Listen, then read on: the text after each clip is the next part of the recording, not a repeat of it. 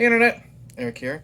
I finally finished the Wreck and Quarantine franchise, and until I get the results of my poll on X and my YouTube community page, I'm just going to be doing random movie discussion videos when it's not Sharks and Schlock before I jump into another franchise. So please go check out those and help decide my fate, either Puppet Master or The Howling. Anyways, tonight's video is per request, actually. My friend Marty over at the Trash Picture Show. I'm going to have the link to his channel below. I've done many collabs with him. He's a great dude. I love him to death. A great friend I've met. And usually he doesn't steer me wrong because we've gotten together and defended some movies that a lot of people hate and we love. So shout out to Marty. Plus, shout out to a buddy of mine, John K. Alvarez. He's a collaborator and a good friend of mine. We've worked together discussing films over on the An American Werewolf in New Jersey channel. Link will be below. And I know he really enjoyed this movie as well. I don't remember what episode he mentioned it in, but I was going into this with high hopes. I was a little worried because I know this is one of my dad's, God rest him. This is a movie that when he was still alive, he recommended me to see once because he really liked it. And he's not big into horror. So I was kind of worried that, hey, love my dad, miss my dad, didn't want to discuss a movie that he really liked and I hated it. Spoilers, I really enjoyed this film. Today I'm going to discuss 1997's The Relic. Now, if you're new to my channel, welcome. I discuss plot spoilers and specific scenes. Excuse me, this 1997 basic plot is I don't know if he's an archaeologist. Jesus, I haven't even been drinking. A man who studies different tribes, I guess you would say. He is over in South America, and he's doing some type of expedition. Lots of things get shipped from where he is to the Field Museum in Chicago for a big gala event, and it's for, superstition, stuff like that. Well, as that happens, there was a lot of murders or deaths in that, I guess you would say, crate. The big shipping container. And those murders, more murders actually happen in the Field Museum as the days go along to this gala opening.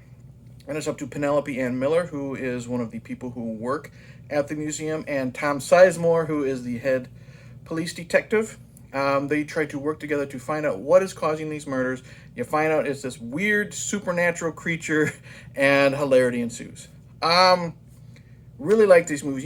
This reminded me of, this was a time in the 90s when a lot of these type of movies were coming out, whether it was, whether it was Mimic with by Guillermo del Toro, which I have never seen, The Faculty, Robert Rodriguez, that type of stuff. First of all, I really like the cast in this. Tom Sizemore is always great. And this was he was still doing his drugs and everything, but this was pre-celebrity rehab, him trying to make his comeback. Tom Sizemore, which there's a different Tom Sizemore when you get to those. This was like Natural Born Killers and True Romance Tom Sizemore. He's intense when he needs to be intense. He's low-key when he needs to be low-key. Does a really good job. He has really good chemistry with his character, with Penelope Ann Miller and the guy from Just One of the Guys and Linda Hunt and everyone. He does his job, and what I like is there's this little thing where he's very superstitious, which is kind of fun because this gala event is about superstitions. So one of this thing is he won't walk over a dead body. He has to walk around it, type of thing. And he's really good. And he's one of those actors, in my opinion, that sadly got more looked at because of his drug problems than his acting. Because this, Black Hawk Down, everything he's in pre the rehab, I guess you would say, or the VH1, rehab shows, he's really good. Penelope Ann Miller, she's fine. I've never been a huge fan of hers. I've only seen her in Kindergarten Cop and a couple other movies. I did like her in the Dahmer Netflix show. She's fine in this, trying to figure out what this creature is, being a scientist type of thing. She does her job. Love Linda Hunt. Linda Hunt, this is a Kindergarten Cop reunion. Linda Hunt was the principal in Kindergarten Cop. Penelope Ann Miller was the teacher Arnold Schwarzenegger fell in love with. What I like about her, she's a very little woman, but she's got a lot of stature. You know what I mean? She brings a lot of presence to her role. She did in that. She does in this. She her job is to make sure this gala still goes on. She knows about these murders, but she has to talk to Tom Sizemore. How is this going to work? Can we still do this? And then when all the shit hits the fan, she is not afraid to tell people just to shut the fuck up. We got to get out of here, type of thing. So I really like Linda Hunt. The other characters, I mean, there's one asshole who's trying to get the same job position Penelope Ann Miller is trying to get. He's fine. You got Tom Sizemore's sidekick. He was, I guess you could say he was the hunk in Just One of the Guys, that 80s movie, because I knew he looked fucking familiar. He's fine. The main actors, I said, were good, the three. Then you have everyone else who's just there, and they do their job. So, the creature in this. The creature in this was really confusing, because what it is there is this relic that comes back with the shipment of artifacts, I guess you would say, from this South American visit. And it's wrapped up in this type of leaf. And this is the only time I've seen it, and this is the part that kind of confused me. It's wrapped up in this type of leaf. People think the leaves were just packing material. No, the leaves also had some type of egg on it, like little bug eggs or something like that. A cockroach, like from the, I don't know, this just happens to be in the museum, got in, and there's some DNA on the eggs, and it mixed with the cockroach DNA, and then it mixed with, there's lizard DNA, there's human DNA, all this type of weird shit. Marty can probably explain it more. Anyways, when we finally get this final form, though, I really like it. I'm gonna have a screen cap, or what you would call it, for the thumbnail of the beast. I like it. It's really, really huge. I guess they say it's part lizard. It's got gigantic tusks, a great like predator type mouth. It reminds me a little bit of like I said with the Predator, but also kind of like at the end of like the scene in Attack of the Clones, when it's like the Colosseum fight, and you have the arachnid, you have he's not an arachnid, you have like the insect, the tiger thing, and then you have the other thing, you know what I mean, that has the tusks. It kind of reminded me of that, but looked even more monstrous. And what we do get to see of it, we don't get to see much of it. When we do get to see it, it looks really cool. It looks really scary, and I like that. Not a lot of gore. Most of the gore is after the fact. We get to see the bodies, because this thing feeds on a certain part of the brain. So a lot of these people, when they're attacked, they basically have parts of their brain sucked out. So we get to see the body's ripped up, and then we get to see, like, you know, the hole in the back of the head. I really like one character that I really liked was the coroner. You know, she was a lot of fun. She was just standing there bullshitting with Tom Sizemore, giving him shit, and she made this scene where she's inspecting the dead body of one of the security guys that was killed, you know, overnight at the museum. She's making it fun, but a lot of these are after the fact kills, but it's pretty decent for what it is. I was worried going into this because a lot of people said it had bad CGI. If there's one thing I could knock on this movie, there is a scene where they set the creature, the beast, on fire. That's not the best CGI. It's 1997, you know, so you get what you pay for with that.